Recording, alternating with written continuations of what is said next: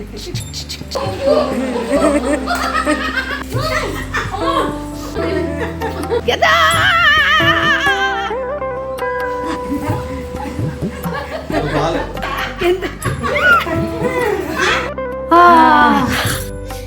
Enjoy చేసాం కదా. అయితే ఇంత ఎంజాయ్ చేసినప్పటికి కూడా మనసు ఏదో ఇంటి వైపే లాగేస్తుంది.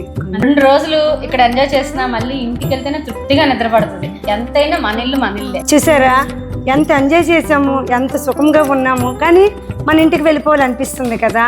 అలాగే ఈ శరీరం అనేది మనది కాదు, ఈ ఆత్మ అనేది మనది. మనం ఎప్పుడైనా పరమాత్మతో కనెక్ట్ అవ్వాలి. పరమాత్మ ఇల్లే మన ఇల్లు, కానీ అది ఎవ్వరికీ అర్థం కావట్లేదు. అది మన ఫైనల్ డెస్టినీ అనేది అర్థం చేసుకుంటే ఎంత బాగుంటుందో కదా. అవును కదా, అక్కడ చేరుకుంటే ఆ తృప్తే వేరు కదా. మిగిలిన జీవరాశులు అంటే వాటికి బుద్ధి, జ్ఞానము, విచక్షణ శక్తి ఉండదు. వాళ్ళు అక్కడికి చేరలేదు అంటే ఒక అర్థం ఉంది.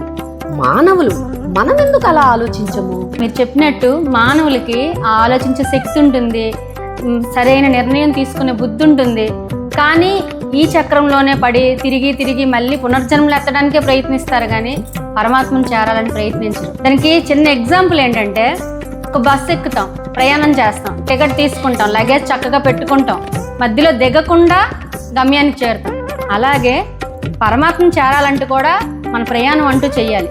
అన్నీ అమర్చుకునే ఏదంటే సాధన చెయ్యాలి, నామస్మరణ చేసుకోవాలి, అందరితో ప్రేమగా ఉండాలి, సాయం చెయ్యాలి. అందరిలో పరమాత్మను చూసుకుంటే మరి ఈ చక్రంలో తిరగక్కర్లేదు, మన గమ్యానికి మనం చేరుకోవచ్చు.